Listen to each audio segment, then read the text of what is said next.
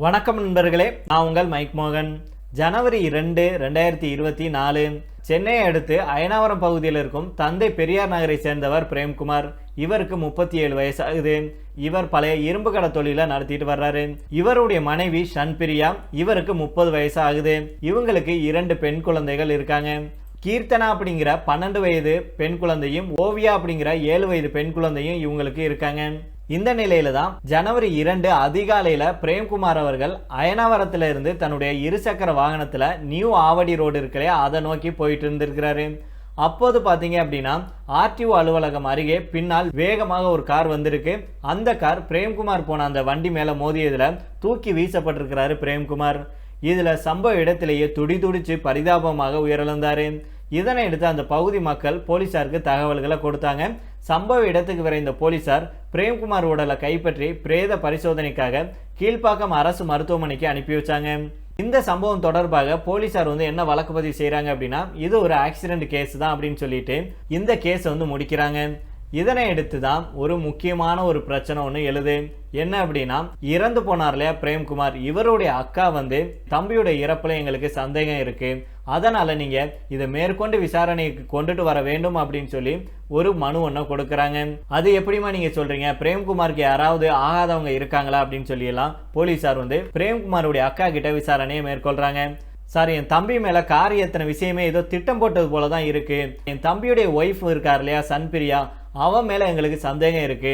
அவளுக்கு ஒரு அஃபேர் இருக்கிறதா நாங்க கேள்விப்பட்டேன். அதனால இந்த ஆக்சிடென்ட்டுக்கும் அவளுக்கும் ஏதாவது தொடர்பு இருக்கும் அப்படின்னு எங்களுக்கு தோணுது. தயவு செஞ்சு நீங்க நல்லா விசாரிங்க அப்படின்னு சொல்லி போலீசாரிடம் சங்கீதா அவர்கள் சொல்றாங்க. இதனை எடுத்து போலீசாரும் விரைந்து சன்பிரியா, அதாவது பிரேம்குமாருடைய மனைவியிடம் விசாரணையை தொடங்குறாங்க. அதே நேரத்தில் இன்னொரு டீம் கிட்ட போலீசார் என்ன சொல்றாங்கன்னா, நீங்க போய் ஆக்சிடென்ட் ஆன இடத்துல போய் சிசிடிவி கேமரா இருக்கும் இல்லையா, அதெல்லாம் கலெக்ட் பண்ணிட்டு வாங்க, அங்கேருந்து செக் பண்ணுங்க என்ன நடந்தது, இது திட்டமிட்ட கொலையா அல்லது ஆக்சிடென்டா அப்படிங்கிறத பார்க்கறதுக்காக இன்னொரு டீம் அனுப்பி வைக்கிறாங்க. அதே போல இந்த பக்கம் சன்பிரியா கிட்ட, அதாவது பிரேம்குமாருடைய மனைவி கிட்ட விசாரணைக்கு கேட்குறாங்க. ஏமா, உங்களுக்கு யாராவது விரோதிகள் இருக்காங்களா, உங்க கணவருக்கு ரீசெண்டா யாரு கூட சண்டை ஏற்பட்டதா, இல்ல தொழில் ரீதியாக ஏதாவது போட்டி இருந்து அதுல ஏதாவது இப்படி ஆக்சிடென்ட் ஆயிருக்குமா அப்படின்னு கேட்டப்போ, சார் இது கொலையெல்லாம் இல்ல, இது ஆக்சிடென்டா தான் இருக்கும், என் கணவரே போயிட்டாரு, இனிமே என்கிட்ட எந்த கேள்வி கேட்காதீங்க அப்படின்னு சன்பிரியா நாடகம் ஆடி இருக்காங்க. இருந்தாலும் போலீசார் துருவி சன்பிரியாட்ட கேட்க, சன்பிரியாவோ ஐயோ எனக்கும் இதுக்கு எந்த சம்பந்தமே இல்லை, நானே என் புருஷனை பறி கொடுத்துட்டு அழுதுட்டு இருக்கேன், 2 பொம்பளை பிள்ளைகளை வச்சுட்டு நான் எப்படி கரை சேர்க்க போறேனே தெரியல, நீங்க இப்படி என் மேல சந்தேகப்படுறீங்களே அப்படின்னு சொல்லி சன்பிரியா நாடகம் ஆடுறாங்க. இதே சமயத்துல போலீசார் அதான் இன்னொரு டீம் சிசிடிவியை ஆராய போனாங்க இல்லையா, அவங்க கிட்ட இருந்து தகவல் வருது. சார், நாங்க சிசிடிவி ஆராய்ஞ்சு பார்த்த போது அதுல தெளிவாக சில காட்சிகள் பதிவாயிருக்கு. அதாவது பிரேம்குமார் அவர்கள் 2 வீலர் ஓட்டி கொண்டுட்டு போயிட்டு இருக்கும்போது பின்னாடியே ஒரு கார் அவரை ஃபாலோ பண்ணிட்டு வர்றது தெளிவா தெரியுது. அது மட்டும் இல்லாம அந்த கார் ஆர்டிஓ ஆபீஸ் பக்கத்துல வந்ததுமே அவர் மேல ஏத்திட்டு அவர் இறந்துட்டாரா அப்படின்னு சொல்லி அந்த காரை ஓட்டிட்டு வந்தவன் பிரேம்குமாரை செக் பண்ணிட்டு அந்த காரை அங்கேயே விட்டுட்டு கிளம்பிட்டான். இதுல இன்னொரு ட்விஸ்ட் என்னன்னா, அந்த காரை விட்டுட்டு அவன் பக்கத்துல இன்னொரு 2 வீலர்ல ஒருத்தன் வெயிட் பண்ணிட்டு இருந்தான், அவனுடைய 2 வீலர்ல ஏறிக்கிட்டு அவன் போயிட்டான். இதுதான் நமக்கு இப்போ ஒரு மிகப்பெரிய பிரேக் த்ரூவா கிடைச்சிருக்கு அப்படின்னு சொல்லி அந்த டீம் போலீசாரிடம் சொல்றாங்க. உடனடியாக போலீசாருக்கு பொறி தட்டுது. ஆக இது ஆக்சிடென்ட் அல்ல, இது திட்டமிட்டே செய்யப்பட்ட ஒரு கொலை அப்படிங்கிறத கன்ஃபார்ம் பண்றாங்க போலீஸ்காரங்க. அதுக்கப்புறமா போலீசார் அடுத்த கட்ட நடவடிக்கையை எடுக்கிறாங்க. ஓகே, அப்போ கன்ஃபார்மா இது ஆக்சிடென்ட் அப்படின்னு தெரிய வந்துருச்சு. அந்த காரை போய் ட்ரேஸ் பண்ணுங்க, அதாவது அந்த காரோடைய நம்பரை எடுத்து அது யாருடைய பேர்ல இருக்கு அப்படிங்கிறத ஆராயறதுக்கு போலீசார் முற்படுறாங்க.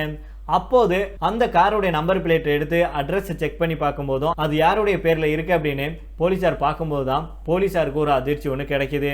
அந்த காரை வாங்கினவனுடைய பேர் ஹரிகிருஷ்ணன் அப்படிங்கிறத போலீசார் கண்டுபிடிக்கிறாங்க. சரி, இந்த ஹரிகிருஷ்ணன் எங்கே இருக்கிறான் அப்படின்னு சொல்லிட்டு அவனுடைய அட்ரஸை தேடும் போதுதான் போலீசாருக்கு ஒரு மிகப்பெரிய அதிர்ச்சி ஒன்று கிடைக்குது. அதாவது இந்த ஹரிகிருஷ்ணன் சென்னை அயனாவரம் தந்தை பெரியார் நகர் பகுதியை சேர்ந்தவர் தான் அப்படிங்கிறது போலீசாருக்கு தகவல் கிடைக்குது.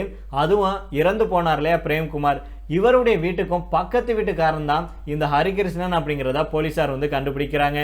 இதனை அடுத்து போலீசார் விரைந்து போய் ஹரிகிருஷ்ணனை பிடிக்கிறதுக்காக ஹரிகிருஷ்ணனுடைய வீட்டுக்கு போறாங்க.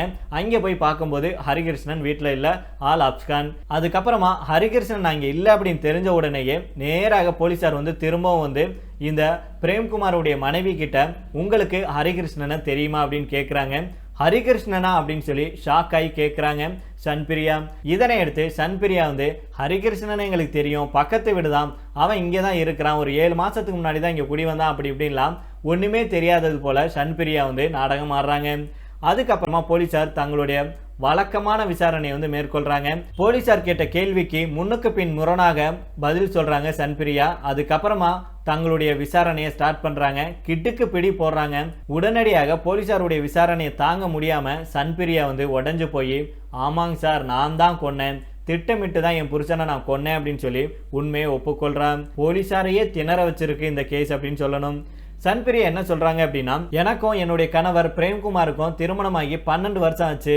என்னுடைய கணவர் பிரேம்குமார் எங்களை நல்லா தான் பார்த்துக்கிட்டாரு, வேலை உண்டு வீடு உண்டு அப்படின்னு தான் இருப்பாரு. ஆனால் கடந்த 7 மாதங்களுக்கு முன்னாடி எங்கள் வீட்டுக்கு பக்கத்தில் ஹரிகிருஷ்ணன் அப்படிங்கிறவர் குடி வந்தார். அவருக்கு 30 வயசு இருக்கும். அப்போது எனக்கும் ஹரிகிருஷ்ணனுக்கும் இடையே ஒரு நட்பு ஏற்பட்டுச்சு. அதுக்கப்புறம் அது கள்ளக்காதலாக மாறிச்சு. இந்த எங்களுடைய கள்ளக்காதல் விவகாரம் என்னுடைய கணவர் பிரேம்குமாருக்கு தெரிய வரவே என்னுடைய கணவர் என்னை வந்து கண்டிச்சாரு. இனிமே நீ வந்து அவன்கிட்ட பேசக்கூடாது, உனக்கு என்ன அவன்கிட்ட பேச்சு, நீ இனிமே அவன்கிட்ட பேசுனா உன்னை தொலைச்சு விடுவேன் அப்படின்னு சொல்லி என்னை மிரட்டினாரு, அடிச்சாரு. இனிமே நாம வந்து என்னுடைய கள்ளக்காதலன் ஹரிகிருஷ்ணன் பேச முடியாதா அப்படிங்கிற தவிப்பு என்கிட்ட இருந்துச்சு. அது மட்டும் இல்லாம ஹரிகிருஷ்ணனும் என்கிட்ட வந்து நான் உன்னை கல்யாணம் பண்ணிக்கிறேன், உனக்கு 2 பொண்ணுங்க இருந்தா என்ன, நான் உன்னை கல்யாணம் பண்ணி உன்னை சந்தோஷமா பாத்துக்கிறேன், நீ வா என் கூட அப்படின்னு சொல்லி ஹரிகிருஷ்ணன் என்கிட்ட சொல்லவே நானும் வந்து என்னுடைய காதலை வந்து விட்டு கொடுக்க முடியாம என் கணவரை தீர்த்து கட்டுறது தான் இதுக்கு ஒரே வழி அப்படின்னு முடிவு செஞ்சேன். அதுக்கப்புறமா நானும் ஹரிகிருஷ்ணன் சேர்ந்து தான் இந்த பிளானை போட்டோம் அப்படின்னு சொல்லி சன்பிரியா வந்து சொல்றாங்க. எங்களுடைய கள்ளக்காதலுக்கு என்னுடைய கணவர் தடையாக இருந்த காரணத்தினால இவரை காரை ஏற்றி கொலை செஞ்சிடலாம் அப்படின்னு சொல்லி நாங்கள் 2 பேரும் திட்டமிட்டோம். சரி, நம்ம காரை ஏற்றி கொள்ளலாம், ஆனால் யாரை வச்சு இதை செய்ய வைக்கலாம் அப்படின்னு யோசிச்ச போதுதான் எங்கள் ஏரியாலேயே ஒரு ஸ்கூல் இருக்கு. அந்த ஸ்கூலில் டிரைவராக சரத்குமார் அப்படிங்கிறவன் வந்து வேலை செஞ்சுட்டு இருந்தான். அவங்கிட்ட போய் ஹரிகிருஷ்ணன் கேட்டான், இந்த மாதிரி ஒரு கொலை, ஒரு ஆக்சிடென்ட் பண்ணணும், இதில் வந்து நீ எந்த விதத்திலையும் மாட்டிக்க மாட்டேன், தெரியாம இது ஒரு ஆக்சிடென்டாகவே நம்ம வந்து பார்த்துடலாம் அப்படின்னு சொல்லி சரத்குமார்கிட்ட பேசவே சரத்குமாரும் ஓகே அப்படின்னு சொல்லி சொல்லவும், இந்த ஆக்சிடென்ட்டை பண்ணணும் அப்படின்னா நீங்கள் 5 லட்சம் ரூபா கொடுக்கணும் அப்படின்னு சொல்லி சரத்குமார் வந்து பிரேம்குமாரை கொலை செய்யறதுக்கு இந்த பிரியா கிட்டையும் ஹரிகிருஷ்ணன்ட்டையும் 5 லட்சம் ரூபா கேட்டிருக்கிறான். உடனடியாக இந்த கள்ளக்காதல் ஜோடி 5 லட்சம் ரூபா தானே நாங்கள் தந்துடுறோம் அப்படின்னு சொல்லி சரத்குமாருக்கு இந்த 5 லட்சம் ரூபாயை கொடுத்துருக்காங்க. ஆனால் காரை ஏற்றி கொள்றதுக்கு இவங்க கிட்ட கார் இல்லை.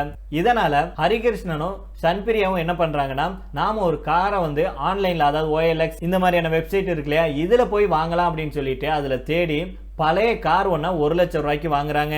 கார் வாங்கினதுக்கு அப்புறம் ஜனவரி 2, 2024 அதிகாலையில் பிரேம்குமார் வந்து வழக்கம் போல கடைக்கு போயிட்டு இருந்தாரு. அப்பதான் இந்த காரை ஓட்டிட்டு வந்த சரத்குமார் அவர் மேல வந்து மோதி ஆக்சிடென்ட் பண்ணியிருக்கிறாரு. அவர் இறந்துட்டாரா அப்படின்னு விழுந்ததுக்கு அப்புறம் செக் பண்ணிட்டு அதுக்கப்புறமா அங்கேருந்து காரை நுப்பாட்டிட்டு ஹரிகிருஷ்ணன் வந்து கொஞ்சம் தூரத்துல பைக் வச்சுட்டு நின்றுட்டு இருந்திருக்கிறான். அவனோட பைக்கில் ஏறி சரத்குமாரும் போயிட்டான்.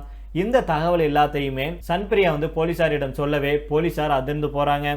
கிட்டத்தட்ட 10 வருஷம் ஆச்சு உங்களுக்கு கல்யாணம் ஆகி, 2 பொம்பளை பிள்ளைங்க இருக்காங்க, இதுக்கப்புறம் கள்ளக்காதல் அப்படிங்கிற பேர்ல நீ கல்யாணம் பண்ணி அவன் கூட வாழணுங்கிறக்காக இப்படி அப்பாவி ஆன கொன்னுட்டீங்களே அப்படின்னு சொல்லி போலீசார் வந்து அதிர்ந்து போயிருக்காங்க.